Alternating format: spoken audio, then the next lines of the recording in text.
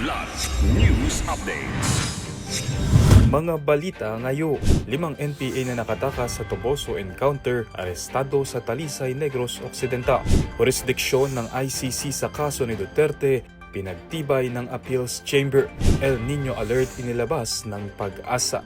Ako po si Cesar Soriano para ihatid ang mga nangungunang balita sa buong kapuluan.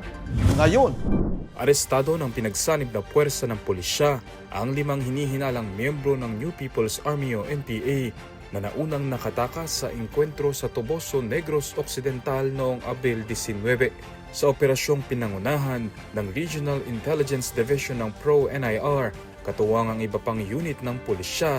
Nadakip sina Glemar Ruelis Bacusmo, 48 anyos, Danny Boy Pacheco de Baguio, 25, Judy Manayon Karamihan, 34, Julian Balora, 26, at Jerome Escamrosa Ceballos, 57, nitong gabi ng Abril 22, Miyerkules sa Circumferential Road sa Barangay Matabang.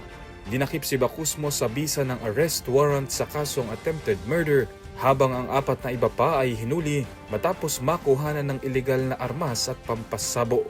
Nasa kustodiya na ng mga otoridad ang mga sospek para sa kaukulang investigasyon at pagsasampa ng kaso.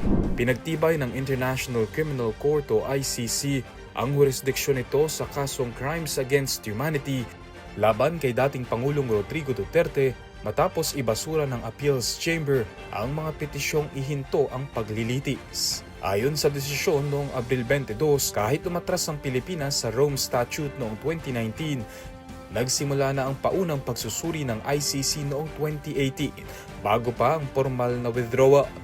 Tinanggihan din ng hukuman ang lahat ng argumento ng depensa at sinabing wala ng bisa ang hiling na agad palayain si Duterte. Pinagtibay rin ng Appeals Chamber ang naunang pasya ng pre-trial chamber na may kapangyarihan ng ICC sa kaso.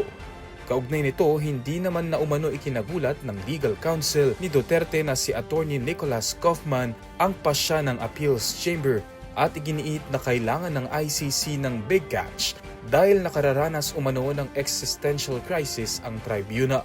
Samantala, naiyak sa tuwa ang ilang mga kaanak ng EJK victims, peace and human rights advocates sa pagbasura sa apela ni Duterte. Naasahan namang ilalabas ng International Tribunal ang desisyon sa confirmation of charges laban kay Duterte bago o sa mismong araw ng Abril 28.